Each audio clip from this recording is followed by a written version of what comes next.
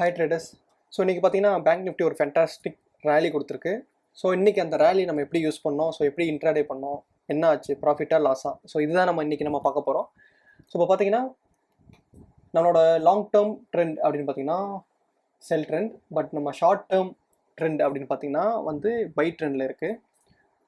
So நம்ம என்ன பண்ண போகிறோம் அப்படின்னு பார்த்தீங்கன்னா இன்றைக்கியான இன்ட்ராடே லெவல் 5 மினிட்ஸ் சார்ட்டில் வந்து நம்ம எப்படி பண்ணோம் அதுதான் நம்ம பார்க்க போகிறோம். ஸோ இப்போ பார்த்தீங்கன்னா மார்க்கெட் வந்து அப் ட்ரெண்டு, ஷார்ட் டேர்ம் அப் ட்ரெண்டில் இருக்குது. ஸோ நம்ம வந்து பையிங் ஆப்பர்ச்சுனிட்டி பார்க்கணும். ஸோ பையிங் ஆப்பர்ச்சுனிட்டி பார்க்கும்போது நம்ம வந்து மார்னிங் வந்து இந்த கேண்டில் தான் நமக்கு வந்து ஃபஸ்ட்டு ஒரு 5 மினிட்ஸ் 9:20 வரைக்கும் இந்த கேண்டில் ஃபார்ம் ஆச்சு க்ரீனு. இது வந்து ஒரு ஸ்விங் கன்சிடர் பண்ணலாம். ஸோ இந்த ஸ்விங் பிரேக் ஆகி கீழே வரும்போது நம்ம வந்து செல் பண்ணலாம். அப்படி இல்லை இந்த ஸ்விங் ஹோல்ட் ஆகிற வரைக்கும் நமக்கு என்ன பண்ண போகிறோம் அப்படின்னு பார்த்தீங்கன்னா அப் ட்ரெண்ட் ஆப்பர்ச்சுனிட்டி தான் பார்க்க போகிறோம். ஸோ அரௌண்டு பார்த்தீங்கன்னா ஒரு 11:20-25 வரைக்கும் நமக்கு வந்து ட்ரெண்ட் கிடைக்கவே இல்லை. ஸோ மார்க்கெட் வந்து சைட்வேஸில் போச்சு.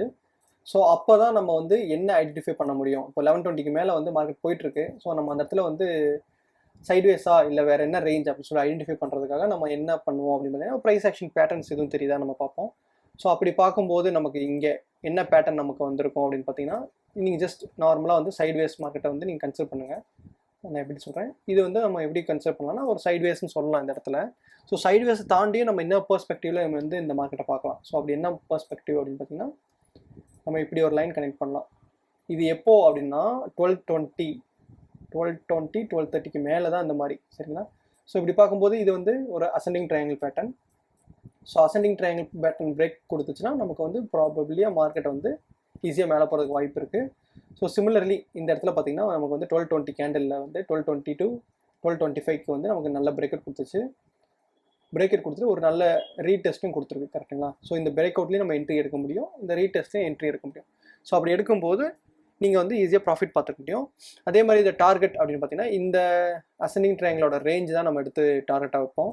ஸோ இந்த அசெண்டிங் ட்ரையாங்கிளோட சைஸ் என்ன அப்படின்னு பார்த்தீங்கன்னா கிட்டத்தட்ட இதே சைஸாக நமக்கு வந்து மேலே போகிறதுக்கு வாய்ப்பு இருக்குது பிரேக் அவுட் கொடுத்தா. ஸோ இங்கேருந்து எங்கேருந்து வச்சாலும் நீங்கள் அசெண்டிங் ட்ரையாங்கிள் பிரேக் அவுட்லேருந்து நீங்கள் வைக்கலாம், அவ்வளோ பாயிண்ட் போகும். அப்படி இல்லை ரீடெஸ்ட்லேருந்து நீங்கள் வச்சாலும் இவ்வளோ பாயிண்ட்ஸ் நமக்கு வந்து ஈஸியாக கிடைக்கும். ஸோ அதுதான் அப்படி போய் பேஸ் பண்ணி தான் நான் வந்து இன்றைக்கி இன்ட்ராடேயோட ட்ரேடு நான் ஈஸியாக எடுத்தேன்.